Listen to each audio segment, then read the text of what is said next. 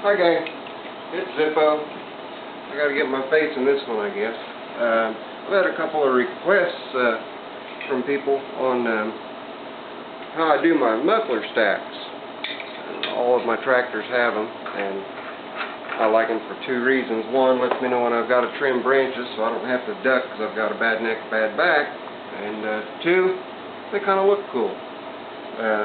So I'm going to show just the basics real quick of what you might need for your specific tractor. If you've got a horizontal shaft engine like this Briggs, the way you'll fabricate it up is go get you some galvanized pipe, some fittings, whatever's going to work, whatever configuration it's going to take to get out away from the hood, and so that everything's in the clear. Now, this particular one is for my Simplicities, and it's oblong, so I can't screw it in from taking it out. So we'll just do a different one to get her done real quick. Here's one here. Get that in, tighten it up as tight as you can, using a pipe wrench, of course, and also put you a bead lock on here. It's around rings like a star, and you'll tap it down to tighten it up and keep that in position. You get that in position. We're going to put you an upright pipe in there, not this long, but you'll get the idea. Put an upright pipe in there, and grab your particular muffler, whichever one you're going to use. This is a Stanley AC1, so this is an Allis-Chalmers large tractor. So it has no baffle in the center, it just runs clean through. The Ford FO1 does have a baffle in the center of it, so it makes it diffuse through the outer casing of the muffler, and they're a lot quieter. This turnout, all that is a piece of 1 1/4 inch or 1 1/2 inch exhaust pipe that I had bent at 90-degree angles, the full length of it. I've got it hanging up over there on the wall. I'll show it to you here real quick. Keep from losing everything. Okay. I'm going to walk over there and pull it out and show it to you a little bit.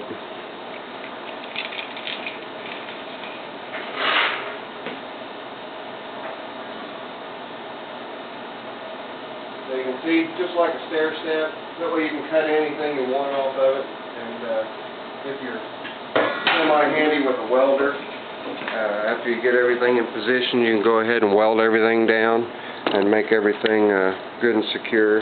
And one of the things that's real important, horizontal or vertical engines, is to make sure that you've got a brace. That once you've got the muffler on, once you've got the muffler in place,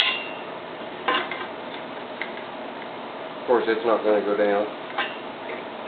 So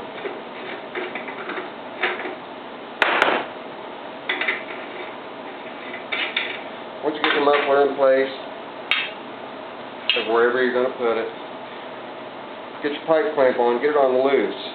And this bracket, I've elongated the back 2 holes, and then these 2 holes go on the head, just like this. These 2 spots right here. And then, of course, I have to have at least 6 inches out for it to clear my hood, so that's what this particular one's bent and built off of. This is an 1/8 inch piece of flat stock that I've configured to brace and hold the muffler in place. And I use these 2 and put nuts on the backs of those. That holds the whole assembly as one unit to the engine. That's very important that you guys do that. Some of the different mufflers that I've used, obviously, the mufflers that you'll find at your Quality Farm and Fleet or Tractor Supply or Rural King or what have you. And I've gotten kind of inventive with mine. I've got a Harley-Davidson Screaming Eagle 2 muffler that you guys might recognize from Ugly Alice. I switched it over to the FO1 muffler because it became my primary mower after I retired my old landlord. But same thing, goes on the same way.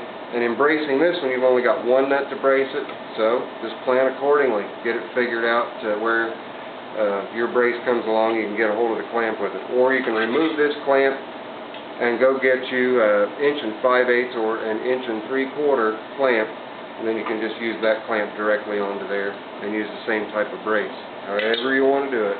Now, as you can see, I don't know if you can or not, there's a baffle in this one that keeps this muffler fairly quiet. Then, I was just at the tractor show, Portland tractor show, and I got a hold of these. These are stainless steel exhaust pieces, drop-offs from a shop that does custom exhausts. And a kid kind of got inventive and welded some national pipe threads on the ends of these. And he was even nice enough to include the hardware that you'd need to get you off in the right angle. Now this one's a turnout, and this one's a slash cut. And what's neat about these is they're just about the right size that you can go and buy a brakes muffler and stuff it in the hole to quiet it down if you want to. Easiest way to get it to stay in there, I've found, is to pinch and crimp the muffler to make it oblong so that it'll stick when you put it down in there. Some gases will escape the sides of the muffler, but it'll still quiet it down quite a bit. And your clamps. Most generally with these types of mufflers that I use, you're going to use a 1 5/8 inch clamp on this 1-inch national pipe thread, on these 1-inch national pipe thread fittings. So that's pretty much it. If any of you guys have got any questions on what else I do to get these mufflers to work, all you've got to do, send me a message, subscribe to my videos.